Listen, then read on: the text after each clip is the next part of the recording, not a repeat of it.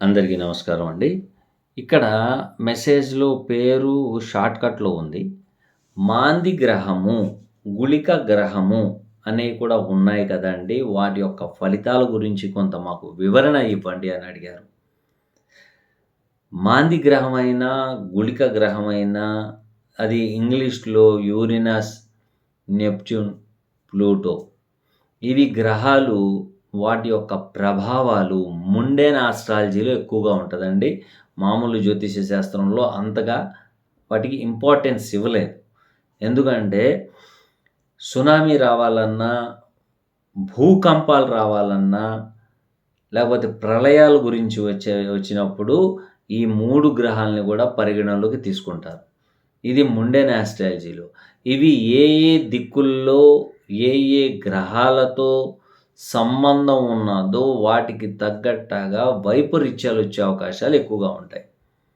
వర్షపాతం గురించి, తుఫాన్ల గురించి మనం చెప్పుకుంటున్నాము.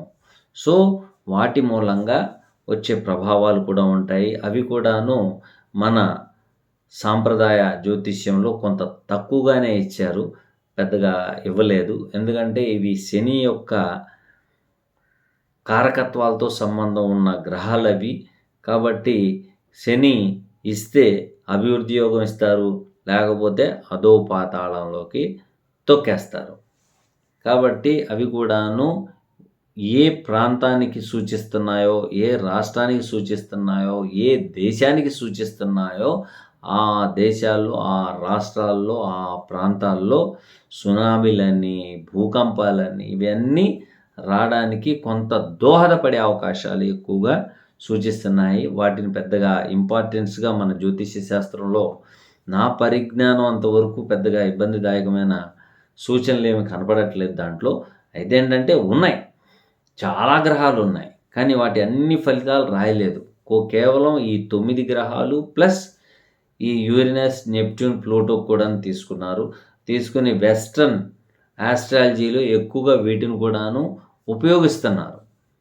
ఇవి కూడాను ఫలితాలు ఇస్తున్నాయి అని. అవును.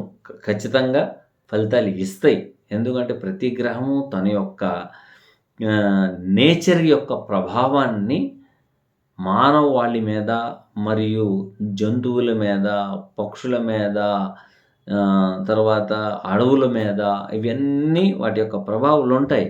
ఉండకుండా ఉండవు. ఆ మహనీయ మహర్షి బృందం మనకు అందించిన శాస్త్రంలో అద్భుతమైన ఫలితాలు ఎక్కువగా ఉంటున్నాయి. ఓకేనా? థ్యాంక్ యూ అండి.